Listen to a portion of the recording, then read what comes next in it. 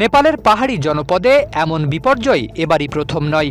ইতিহাস বলছে এর আগেও হড়পা বান, আকস্মিক বন্যা আর ভূমিধ্বসের আঘাতে বিপর্যস্ত হয়েছে দেশটি। হড়পা বানের সবচেয়ে সাম্প্রতিক বড় উদাহরণ ২০২৪ সালের সেপ্টেম্বর। টানা ও অস্বাভাবিক ভারী বৃষ্টিতে নেপালের ২১টি জেলা ভয়াবহ বন্যা ও ভূমিধ্বসে আক্রান্ত হয়। কাঠমান্ডু উপত্যকাতেও প্লাবন নেমে আসে।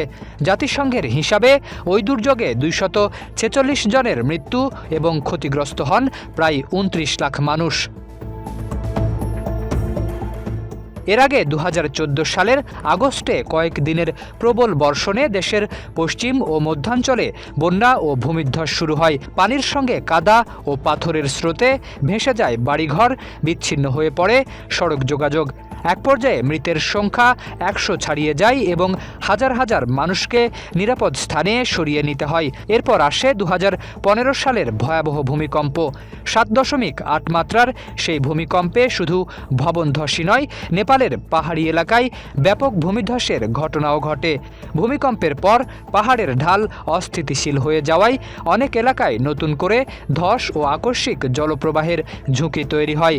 ওই ভূমিকম্প ও পরবর্তী দুর্যোগে প্রায় ৯,০০০ মানুষের মৃত্যু হয়। আরও পেছনে গেলে উঠে আসে ২০০৮ সালের কোশি বন্যা।